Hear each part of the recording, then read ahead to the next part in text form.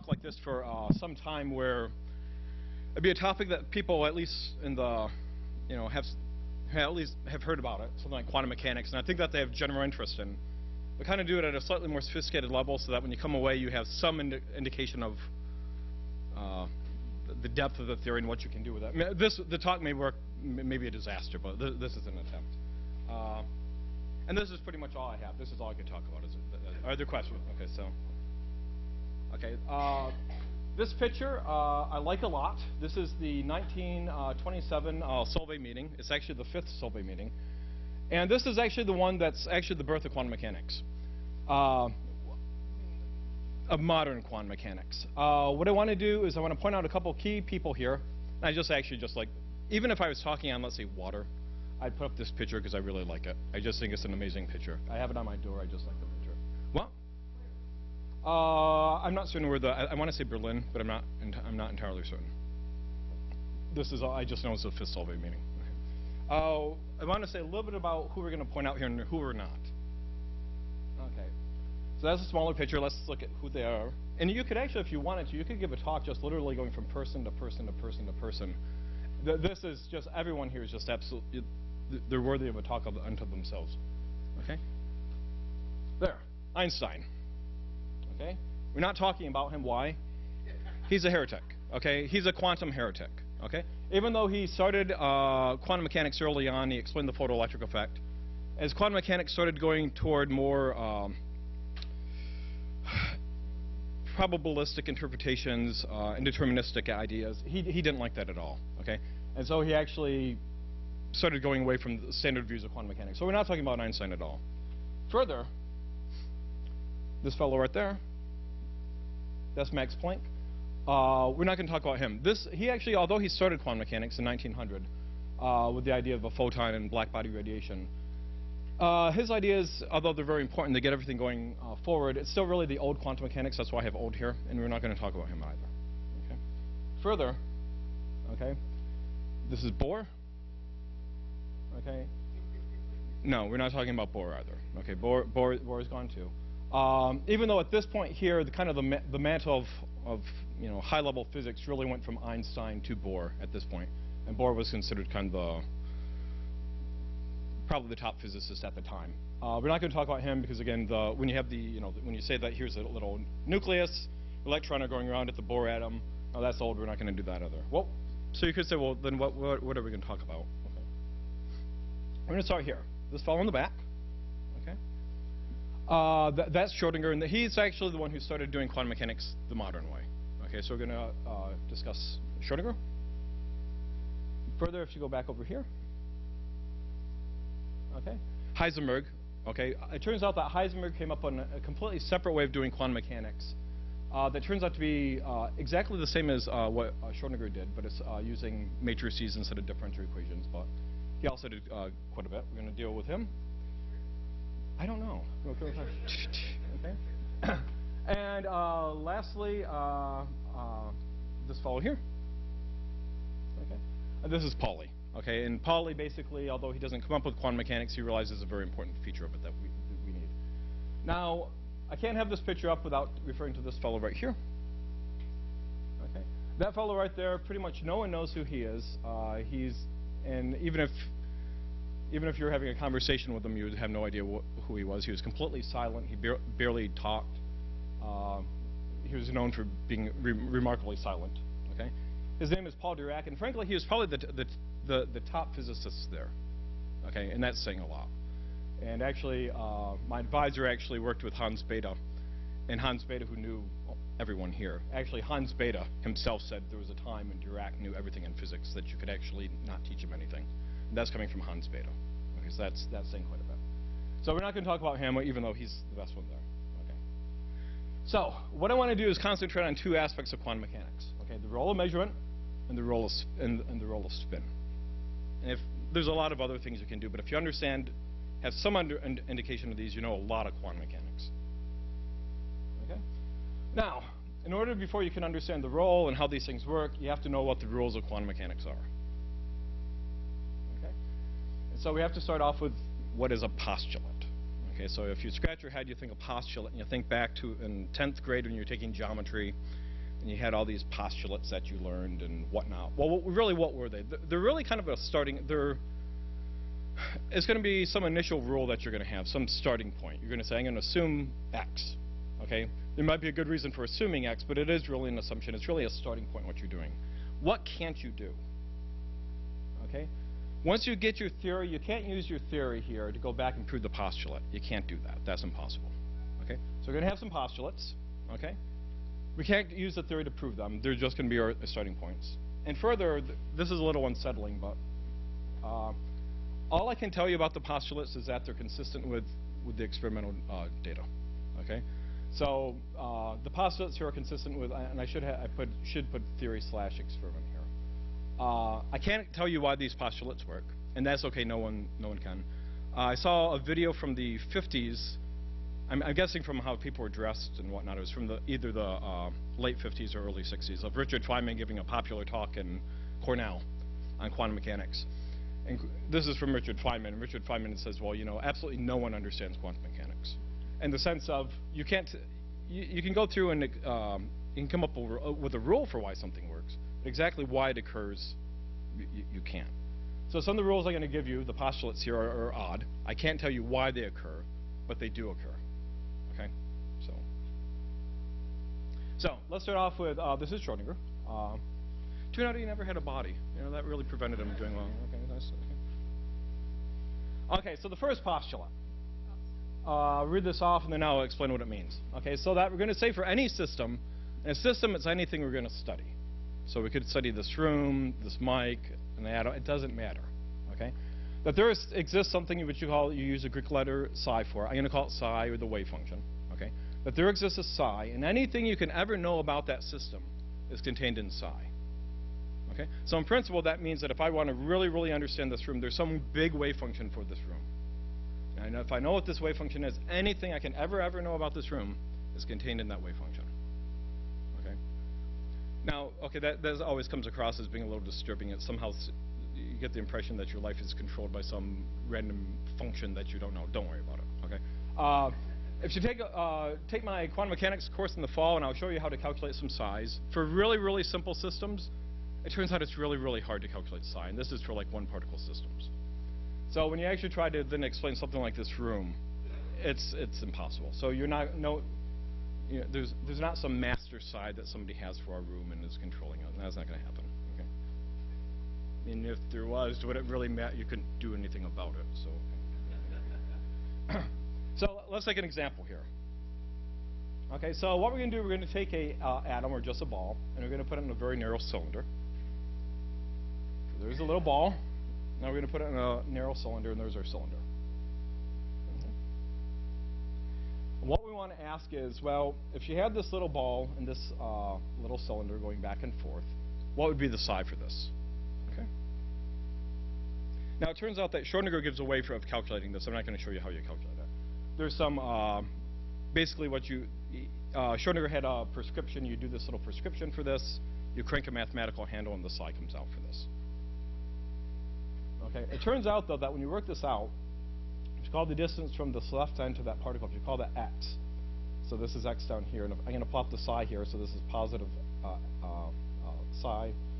This is a negative psi. You get something that looks kind of curvy. Okay, it looks like waves on a string. Now the question you have to ask is, well, that's fine. We now have this function psi, and we said that this psi contains everything we need to know about that system. That's great. Okay, what's it mean? Okay, that's okay. So we have this psi that we don't know what it means. Okay.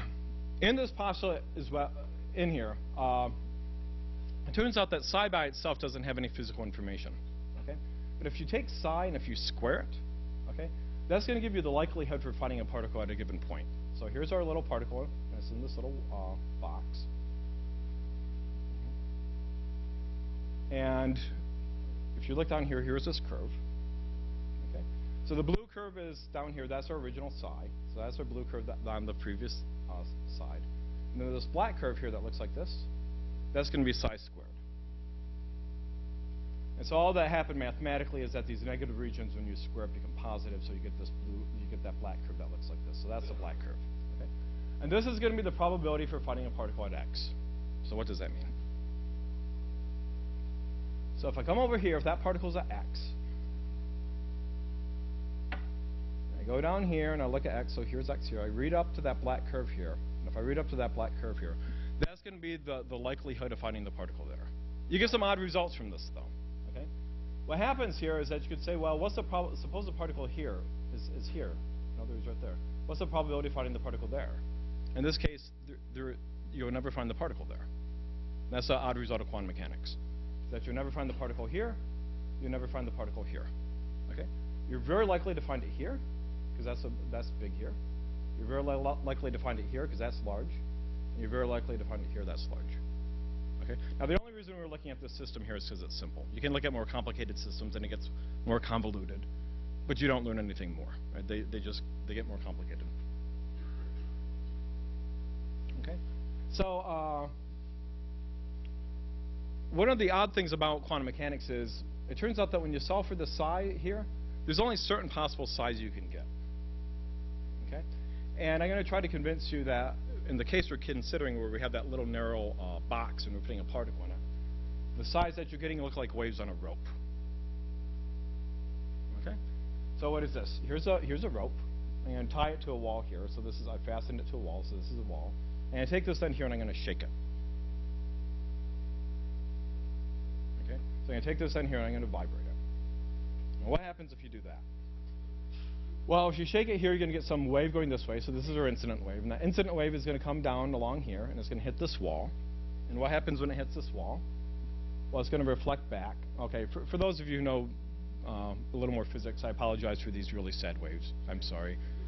I was doing it in PowerPoint, and frankly, I kept the best waves. Okay, this is, I apologize. Please don't show this to anyone else. This will be our secret. Okay, so we're going to have these incident waves going here. They're going to hit this wall. They're going to reflect. And what we're going to ask is what happens when they collide. So the incident wave, we keep on shaking this, so we get all these incident waves going here. They keep on reflecting. Eventually, these waves pass like this. What's going to happen where they actually intersect here? So we have the incident going this way, the reflected going this way. What happens when they collide? You get something kind of neat. It turns out that where the if you get one wave like this that's kind of high, let's say you have a wave coming this way where it's kind of high, and a wave like this coming this way where they're kind of high, where they're both large, they add. If you get one where it's large and one that's going down like this, they subtract. Okay, that's called interference. It doesn't really matter what it is. But they add and subtract. And if you do it just right, if you shake that rope just right, you can get what's called a standing wave. Okay? And what does a standing wave look like? Okay? Well, it starts here. It has that shape. Then it goes up a little bit higher. Then it goes up a little bit higher. Notice it doesn't appear to be going to the right or left. It's just going up and down. Then the rope goes here. It goes and then down here like this. Goes down a little bit further. And then goes like this. Okay, so in other words, if my hand were the rope, so you get these waves going this way, these waves going that way, that rope itself would just be going down, up and down like this. It's called a standing wave. It's not a traveling wave is a wave that appears to be going this way, or a wave that appears to be going this way. The standing wave doesn't do either. It just goes up and down like this. That's all it does. Okay? That's actually what these wave functions are going to look like if you were to take a little box here and put a little particle in and let it go back and forth. It's going to look like these standing waves. And it turns out that when you work it out, there's an infinite number of these standing waves. And so let's take a look at some of these. Okay? So here's our original rope. And let's look at one standing wave. One standing wave is going to look just like what we had before. So that's the one I just drew you there. I'm not animating this. If you've ever tried to do animation in PowerPoint, it really hurts. It's remarkably painful. Okay. You could have another one here. So here's our rope. And here's one where the standing wave looks like that. So I can't really do, okay, let's see if I can do this with my hand. I think the answer is no. Okay. I think I told you, I think I qualified this by saying the answer is no. Okay. So basically, let's say this hand here represents, I can do it like this. This hand here will represent the peak on the left. This will represent the trough on the right. This is going to be going like this, if you could watch it with time. That's what that rope, so imagine there's a rope going like this. So that rope would just be going through like that. That's what that would look like. Okay. If you look at that, this is another one here. So this would be the two, you'd have two high spots here and then this one here. So my hands will be the high spots and my head here will be the middle spot. So it's going to be like this, okay. That's what that would look like if you could somehow watch it with time. Now, I plotted them like this. A lower one, a higher one, and then a higher one. And there's a reason for that. Because it turns out that actually, as you make this wiggle more, you actually increase the energy of the system. So this has some energy here. Okay? This has a little higher energy than the state here. This has a little higher energy than the state here. And it turns out when you actually work it out, if you look at this little amount here, the amount of wiggle here, that's actually a wavelength. It's actually a half wavelength, but it doesn't matter. Okay? It turns out that as this wavelength gets smaller, your energy actually goes up. That's kind of neat. Okay. Now that here, let's get to the second postulate, because the really odd results of quantum mechanics actually really come from this second postulate. And this is the one that's absolutely bizarre. All I can say is that when you do experiments, that this is the way it works. Okay? It turns out that let's say we have our little box. We put our little particle in it. Our particle is going back and forth. And let's say we want to measure the energy for it. So we're going to do some experiment somehow to measure the energy. Well, it doesn't matter what wave function this is in. It turns out that our particle is going to somehow collapse into one of those standing wave pictures. And I think the only way that this makes sense is, let's draw a little cartoon of this. Okay? So here's our little wire, and here's our little particle, here's x. And I'm just going to make up a wave function for this. Okay? So let's say I draw the wave function. So this is I didn't put it on here. This is the psi axis this way, and I just randomly drew this. It's actually a little addictive if you try to do this on PowerPoint. When you're doing the Kirby line, it's kind of hard to stop sometimes. It's just kind of fun. Okay? So I just randomly made this up. So let's say that this particle has this absolutely idiotic wave function here, this wave function. And I want to come over here and I want to measure this energy here. When I measure this energy, what's going to have to happen to it? According to that second postulate, it has to collapse into one of those standing wave pictures. So when I measure this, there's a certain chance that this wave function could collapse into this state here. It doesn't have to, but there's a certain probability that it could. Okay? But when I measure this, it could also collapse into this one here. But it could also collapse into this one here. In fact, I told you there's an infinite number one of these. It could collapse into any of the infinite number one. Not any of these. There's a certain probability for any of these to occur. That's what it means to collapse the wave function. You have something here that looks weird. Okay? But when you measure something like energy, okay, it's going to collapse into one of these nice little pictures here. Okay? I can't tell you why that happens, and absolutely no one can. But that's really the heart of quantum mechanics, that collapsing of the wave function. That's kind of odd. Okay? And the basis for this is actually the whole idea behind Schrodinger's cat thought, the Schrodinger Cat Experiment. So what's the Schrodinger Cat Experiment here? Okay, you take a kitty here, okay, and you put it in a box. Okay. Now, I would say if Schrodinger really wanted to have a useful experiment, he would have replaced the cat with a chihuahua, but that's just my own. Did I say that? Okay, no. So here's a cat. Okay, and what you're going to do, you're going to have poison gas here.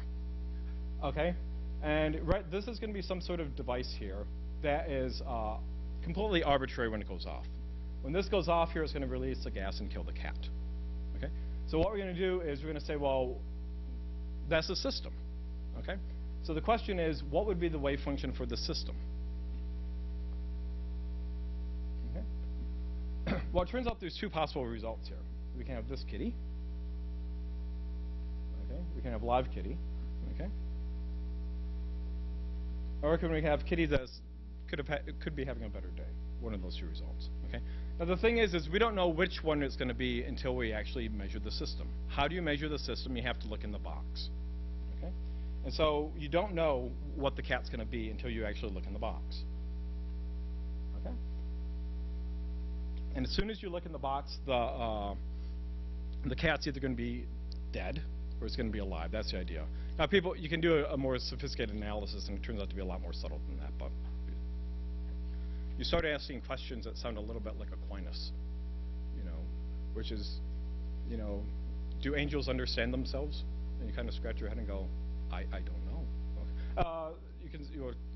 Does the cat measure itself? You start asking some kind of subtle questions. It turns out, though, that the basis for this collapsing psi, though, is actually the basis for the uncertainty principle. So what happens is, let's take another case here. Let's say we have the go back to our wire, and we could have a particle going here. What I could do is, if I go back to one of those pictures where I had the little wave functions like this, like that, the question is, where's the particle? You don't know. There's a certain probability for finding that particle here. Okay? But if I did an experiment to nail down that particle, what would happen? That particle then is going to actually kind of, if I were to draw the wave function for that, it's going to be a spike here, because I know exactly where that's at. But it turns out, though, that when you go to measure back the energy, it can collapse into any one of those states again. And so what happens is that there's an uncertainty here. You don't know where the object is, okay, unless you measure it and you pinpoint it. But when you pinpoint it, you don't know what you have no idea what the momentum is. Because basically, when you actually, if here's your wire, okay, with the particle in it, if you know the object is here at a given point, the wave function for that would have to be a big spike, okay? But it's not one of those curvy things like this. Well, only the curvy things had the nice momentum or the nice energy. So as soon as you go to measure the energy, you no longer have the spike, you now have this curvy thing here. And again, what happens? If you had a spike, and when you measure that wave function, the energy, what does it do? It has to collapse into one of those wave patterns. So does it collapse into this one, or does it collapse into this one, or does it collapse into one of the other ones? You don't know. So if you know where the object is, okay, you completely located the position, and then go to measure the energy or the momentum of the particle, it's going to have to collapse into one of those wave pictures, and there's any probability of it collapsing into any of those. And so you lose all information about what the momentum is. And it's all due to the collapsing wave function. So all this idea about the uncertainty principle that people make a big deal of it is entirely due to how the wave function collapses. It's the fact that when you measure it, it has to collapse into one of those nice little states. It's kind of beautiful. But also you can do something else with this. Okay, there's a whole slew of research in using quantum mechanics to basically send encrypted messages. You know, how far this will go, it's not at all clear. Right now it's just kind of tabletop stuff that seemed to work remarkably well, but it's not at all obvious.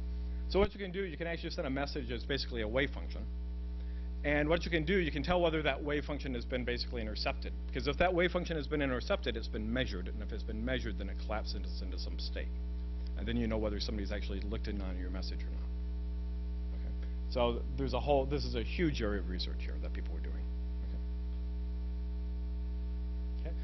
There's also the Doctor Who solution, okay, which we're not going to do. Okay. Turns out it doesn't work well with quantum mechanics. What's the Doctor Who solution? Okay. Okay, so it's just you either appreciate the joke or you don't. So okay, so that's the Doctor Who solution. Okay. Now, so that's the idea of what measurement does. Now let's talk about spin. And here's a thought experiment. Okay, what we're going to do, let's ask what happens when two identical particles collide.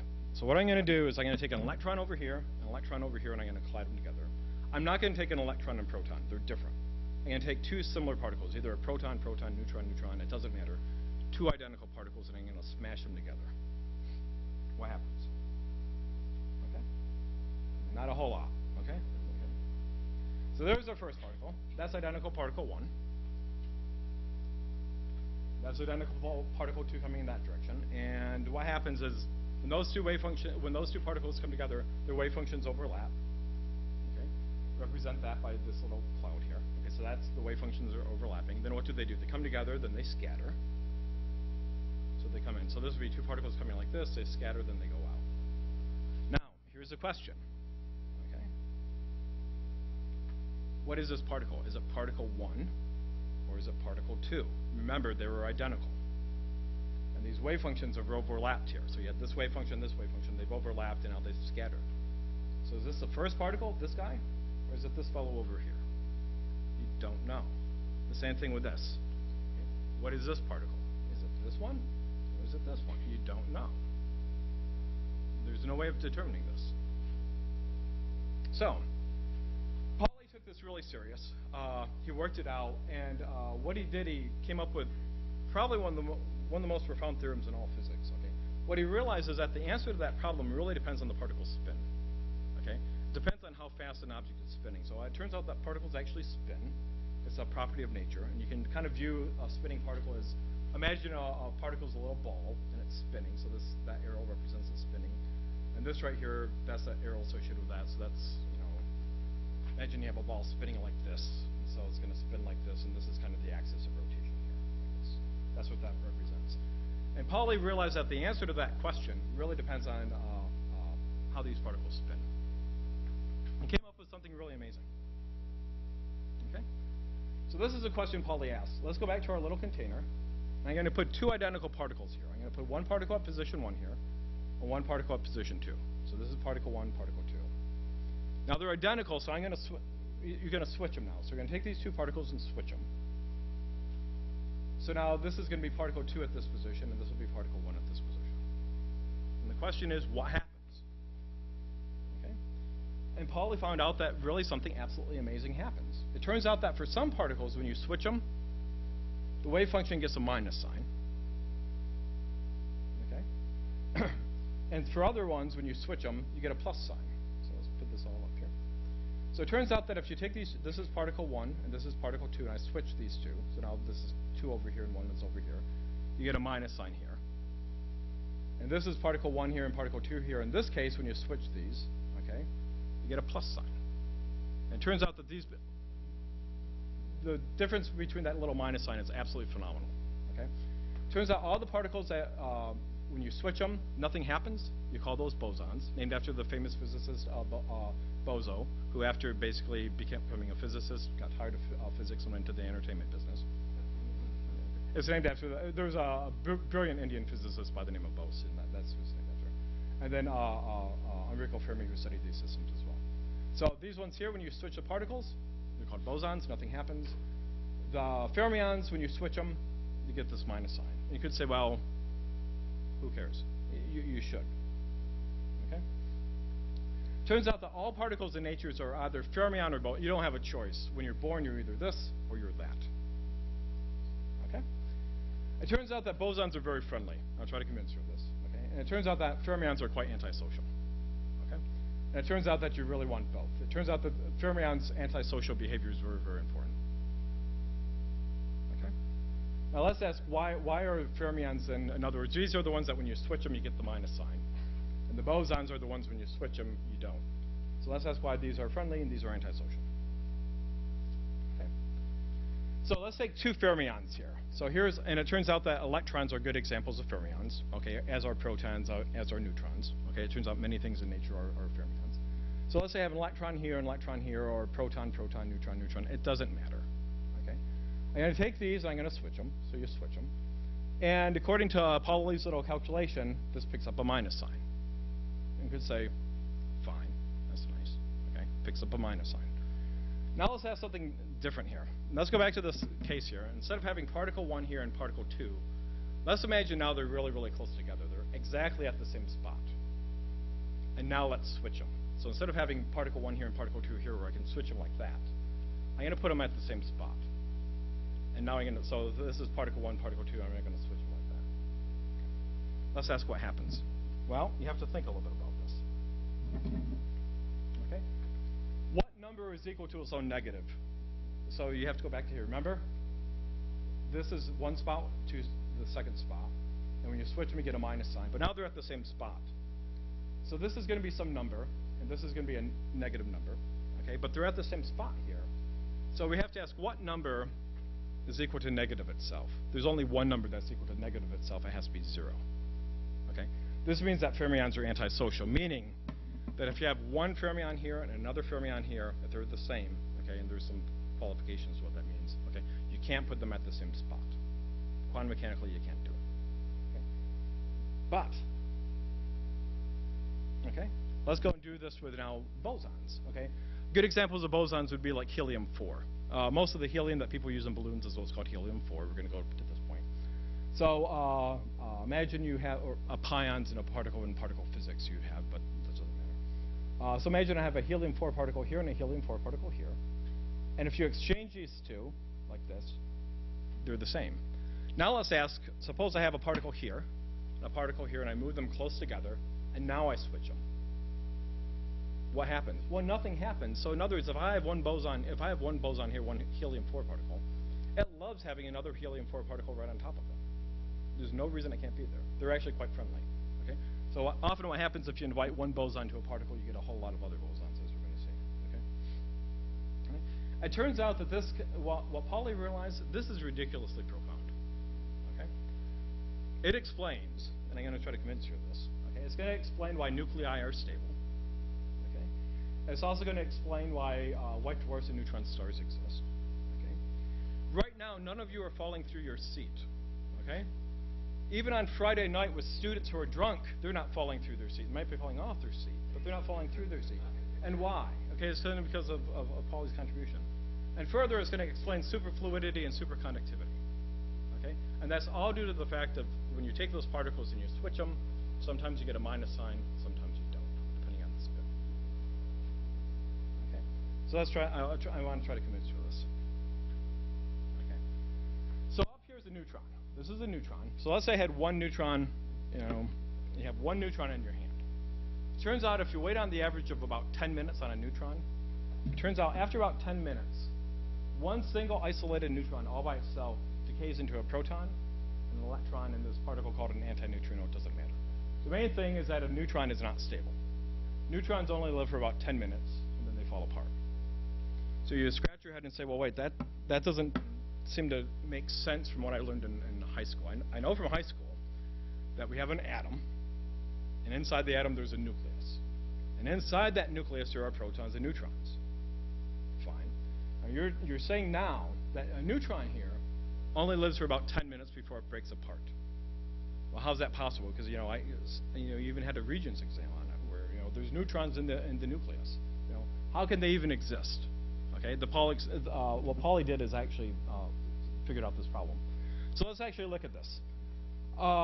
Just like in an atom, you can have energy level diagrams. It turns out in a nucleus, you can have energy level diagrams. So this is going to be the energy of a nucleus, and I could have two. I just randomly drew this picture. Here are two neutrons. This one, it turns out that neutrons and protons are fermions. Okay, so I can have a neutron which has its spin up, a neutron which has its spin down, and one level.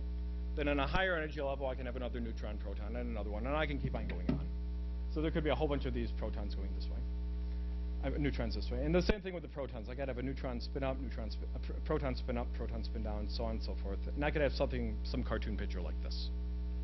Okay? Now let's ask something. Okay? Why can't this little neutron here decay like this? Okay? And it's entirely due to what Pauli said. If this were to decay, what would happen? If that were to decay, it would end up looking just like this proton. Okay, and that's not possible. Okay? If this decays into a proton, now you have two identical protons here. Okay? And that's not allowed. Why? Because basically they're fermions, and when you exchange the particles, you get a minus sign, and that's not allowed here. So that particle can't decay entirely because this particle is what's called a fermion. That's remarkable. Okay? He completely stabilized this. Further, what you can do with a slight little rearrangement here, you can get a white dwarf or a neutron star. I'll do the white dwarf. So what's a white dwarf? Okay, so our sun, here's our sun. Okay. Since we have an art school, it's performance art. Okay, so here's our sun. And the interior, what's happening? You're basically taking hydrogen and you're combining it and making helium. What happens? Gravity tries to pull the star together. The hydrogen, when it's pushed into other hydrogen, makes helium. You get an outward pressure coming like this, and the star just stays like this. So gravity tries to pull the star together. The inward pressure from the nuclear fusion is actually making an outward pressure. The star just stays there. Well, eventually what's going to happen? All the hydrogen's going to be used up, and you have a helium, just nothing but helium in there. That helium's going to start to collapse like this all by itself. And that helium will start to collapse all onto itself. And eventually what happens is that helium will hit other helium, and other helium, it'll turn into carbon. And that'll prevent the star from collapsing anymore, fine. But eventually what's going to happen? Eventually that core is going to become all carbon, and that's going to start to collapse, and nothing's going to stop that anymore. Our star's not big enough to stop that. So our whole star is going to start to collapse. But in all that, what we've got is the electrons. Okay? It turns out that electrons, if I were to do the electrons picture for the star, it turns out that the electrons here are all, I'd have an electron here, electron here, electron, electron. I'd have all these electrons in here. What happens is, as that star starts to come together like this, okay, because of the fact that you have the electrons here and they can't be in the same state because of their spin, that actually prevents the star from actually collapsing further, because that would try to push these particles into the same state. And also what would happen is that as the star comes together, these energy levels go up as well, which is actually quite important. But because these particles here are actually fermions, that they obey, that when you exchange them, you get a minus sign, that actually prevents the star from collapsing. And that's actually how you get a white dwarf. That's remarkable. Replace this all with neutrons is exactly how you get a neutron star. Is that eventually what happens is for the more massive stars, the core can collapse even further, and basically this little reaction here, you can actually do a reverse reaction. You can actually push the reaction this way. You can actually take the electrons, force them into protons, and make neutrons. Then you basically get one giant nucleus here, with just a whole bunch of neutrons here. Then the same thing happens with neutrons. You can't push them any closer, because basically you'd be trying to put them in the same state, and that's not allowed. Now what else can you do with this? Okay?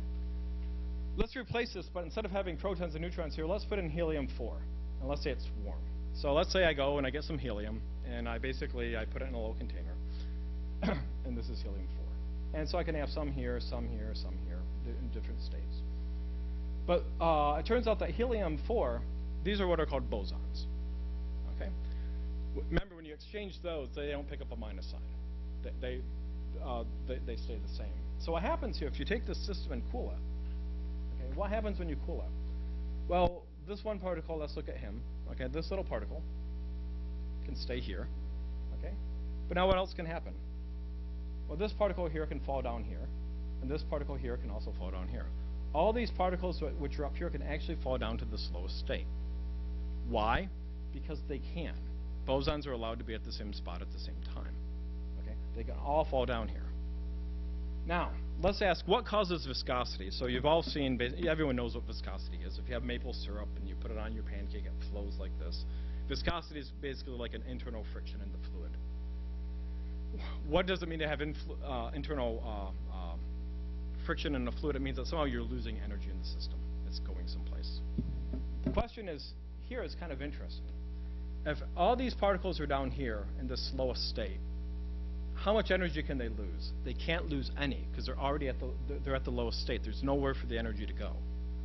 So what would happen here? If you actually had this fluid flowing, it'll continue to flow. It'll never stop. Okay? And this is called a superfluid. These are objects that actually they exist. Okay? And they just continue to flow without stopping. So what you could do, you could take a container of helium-4, cool it below a certain temperature. If you had it in a container, it actually starts coming out of the container like this. It's actually quite cool. Okay? So you'd have the little container here, you have it in there, cool it, they all drop to the slow state, and they go, it'll come right out of the container. It just flows without friction. Quite amazing. Okay. That is amazing. Okay.